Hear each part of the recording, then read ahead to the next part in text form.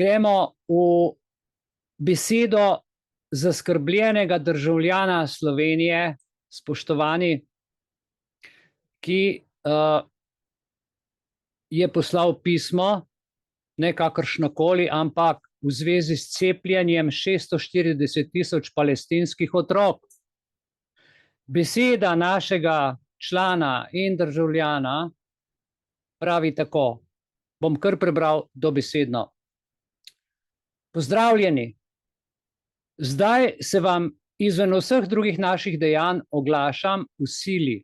Namreč slišal sem na radiju, da ima Izrael namen cepiti 640.000 palestinskih otrok, da to dela Izrael skupaj s Svetovno zdravstveno organizacijo WHO in da so na tej podlagi pristali na premirje, da se bo to cepljenje lahko izvedlo.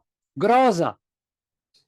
A se tudi vam zdi, da je Svetovna zdravstvena organizacija, ne WHO, ne Izrael tem otrokom ne želita nič dobrega in da zgolj izkoriščajo stisko naroda, da jim silijo biološko orožje, ki bo, domnevam, ampak mislim, da ni daleč od resnice, vsej mladi populaciji Palestincev povzročilo najmanj neplodnost. V oklepaju zapiše, to je WHO trenirala že pred desetletji na afriških otrocih kot zdravniki brez meja. Zaklepaj. In zakliče z besedo ogabno. Oglasil sem se, čeprav ne gre za nas, Slovence. Ampak če vemo, da se nekje pripravlja depopulacijo Palestine, smo dolžni sporočiti oziroma alarmirati ustrezne institucije, če ne direktno, potem vsaj indirektno. Ne vem, koga, kako, ampak če vi imate kakšno idejo, se obračam na vas. Cepljenje 640.000 otrok in povzročanje neplodnosti je direktna pot do uničenja enega naroda. Take vrzeli v generacijah ne bo možno nadoknaditi in to Izrael še najbolj želi, zato so na premirje pristali, saj to v končni fazi ni premirje, ampak še najbolj direktno streljanje s tekočimi metki na nosilce narodovega preživetja. Prosim, razumite, da me je vrglo v luft, ko sem slišal to novico na radiju in ne morem mirno spati, ko vidim, kakšen pomor so si zastavili v plan. Če povzročiš neplodnost otrok, si vnaprej ubil toliko tisoč ljudi, ki jih v tem narodu ne bo moglo biti. Ali ni to, da so v tej vojni prišli iz raketnega vojskovanja na injekcijsko, biološko vojno z možnostjo uničenja celega naroda, direkten dokaz, da je vse to, kar govorimo o toksikološki naravi cepiv več kot resnično, da se to direktno implementira v velikem obsegu? Prepričan sem, da se Netanjahu ne bi strinjal s premirjem. On, ki se nikoli ni strinjal z nobenim premirjem, če ne bi imel na ta način možnosti na drug način uničiti tega naroda. Če njemu in Svetovni zdravstveni organizaciji to zdaj uspe v Palestini, bo ta isti WHO kdaj poskusil enako storiti še kje drugje. Morda je ta situacija s Palestinci še najboljša priložnost, da se, seveda v primeru, da se pravočasno reši, ta narod pred pogubljenjem razkrije vse podle plane teh zločinskih organizacij, ki so si zamislili ta manever. In to, da se razkrije prav Svetovna zdravstvena organizacija in vse druge sodelujoče, farmacijo, ZDA, United Nations in druge.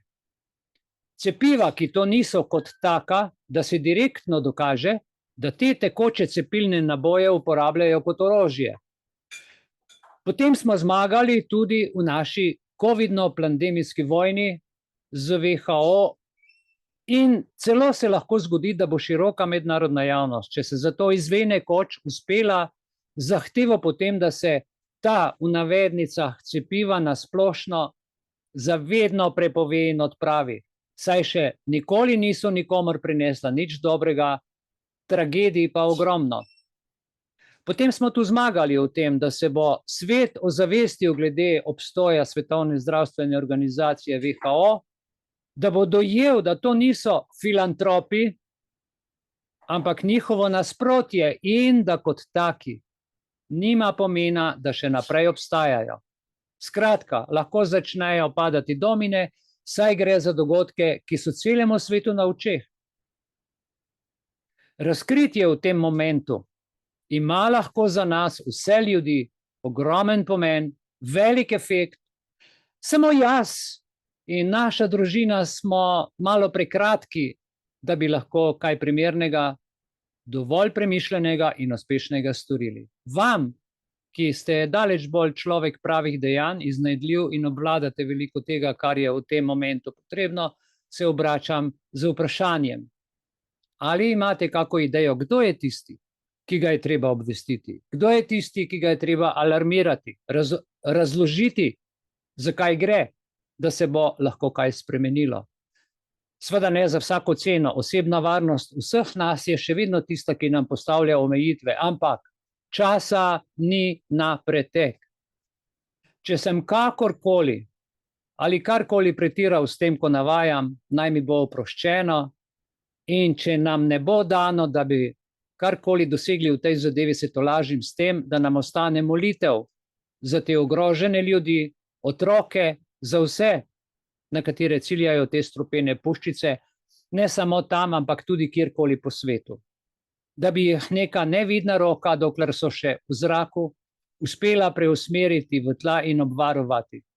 Pozdrav, zaskrbljeni državljan Slovenije.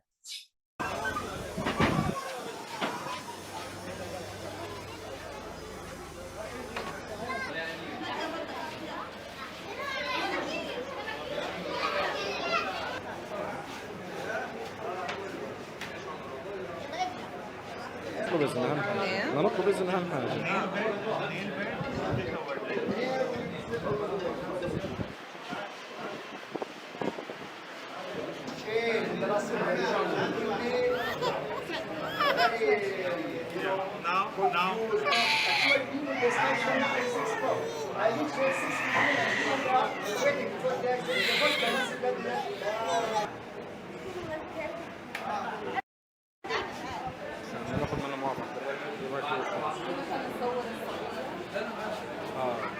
أخذت موقف أنا